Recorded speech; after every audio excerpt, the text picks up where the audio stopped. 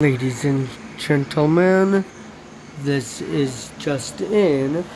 We are getting word that the First Circuit Court of Appeals has put a pause on Donald Trump's request and required that he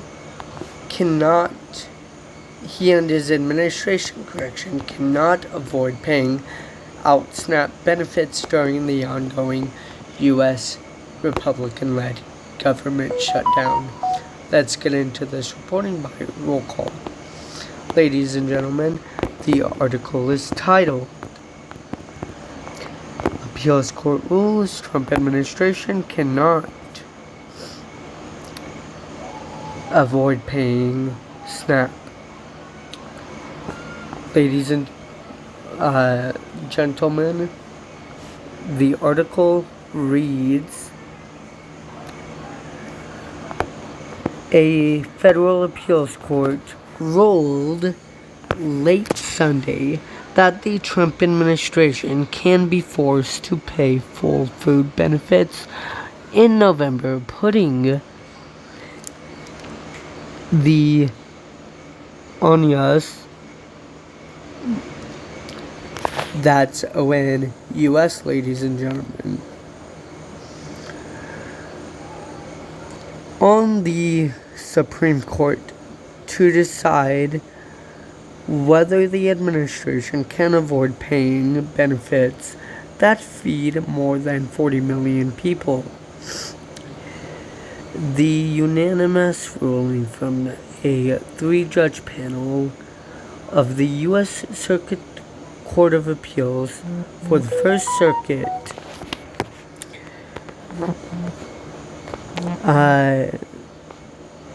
declined to block a lower court order requiring the Trump administration to move funds to pay for Supplemental Nutrition Assistance Program, commonly known as food stamps, for November. In Sunday's order, Judge Julie Reichelman wrote that allowing partial payments for SNAP would cause immense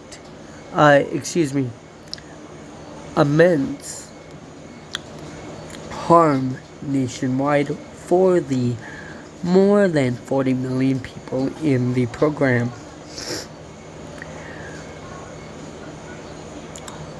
This quote from Judge Reichelman, quote, without SNAP, tens of thousands would go hungry, the first among a cascade of other health and financial harms that would befall those forced to go without enough food, particularly in the months leading up to winter. Unquote, Reichelman wrote. The judge's ruling followed a temporary order from the Supreme Court Justice Ketanji Brown Jackson on November 7 that paused the original trial judge's order until at least 48 hours after the First Circuit ruling, which now means the Supreme Court must act by Tuesday night, or the administration would be forced to pay the benefits. On Monday morning, Jackson issued a second order directing the Trump administration to weigh in on their planned next steps for the litigation. The lawsuit could quickly become irrelevant if pending legislation to end the government shutdown, which the Senate advanced on Sunday, becomes law this week.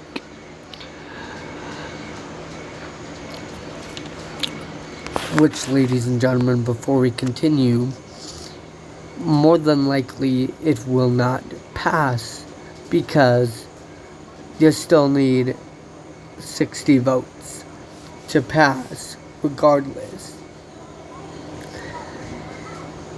of the circumstances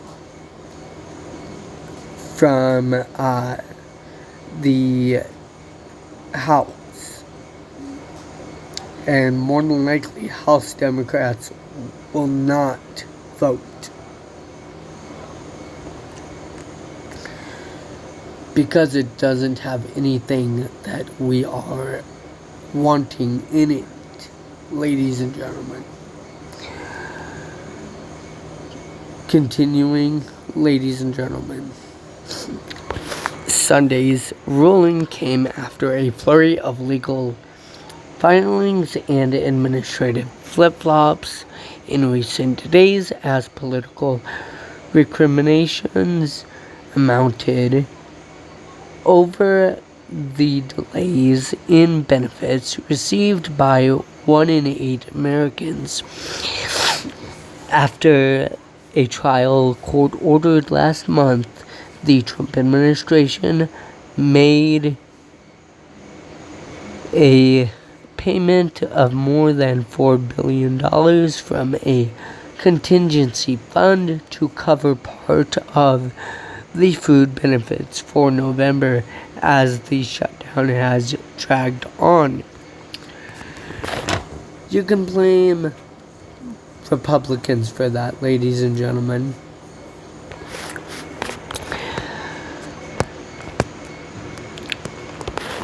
All my editorial edition. The Trump administration initially sought to not pay the benefits at all, and Trump himself has said he did not intend to pay them until the end of the shutdown, which he has blamed on congressional Democrats. No, Donald, you're completely wrong. It's on you and your Republican Party. Your own words. Ladies and gentlemen, continuing with the reporting. Then on Thursday, the presiding judge, Chief Judge John McConnell Jr. of the U.S. District Court for the District of Rhode Island ordered the administration to transfer so-called Section 32 funds to pay the full amount of SNAP benefits. McConnell also faulted the Trump administration for making a partial payment using a contingency fund when it knew it would take states weeks or months to actually pay partial benefits. He also said the administration had withheld the payments for political purposes. The ruling came out of a lawsuit brought by Rhode Island State Circuit of Churches, nonprofit groups, and local governments seeking to force the government to pay the full benefits for the mandatory government program. The administration then appealed to the First Circuit Court and to the Supreme Court when the appeals court didn't act, seeking to avoid paying the benefits while the case went on. The administration argued that McConnell overstepped his bounds by ordering the administration to move the funds in order to pay the program. Initially, the administration also sent out an illegal memorandum, my editorial edition, ladies and gentlemen, stating it would pay the benefits while seeking not to do so in court. After the Supreme Court's order on November 7th, the administration also told states not to pay the full amounts of benefits. The lawsuit is from one brought by dozens of states in federal court in Massachusetts, where a federal judge said the suspension of SNAP benefits violated federal law. The states also sought to intervene in the in the appeal, arguing that a further delay in SNAP payments would hurt beneficiaries. Both the states and the federal government have said in court filings that the partial payments for November could take weeks or potentially months to resolve administrative problems and actually get payments to beneficiaries. Ladies and gentlemen, that is going to do it for this legal breaking reporting and video analysis update. If you did enjoy this legal breaking reporting video analysis update, please like, comment, share, subscribe, and enjoy for more legal breaking news that you need to know about. More to come soon.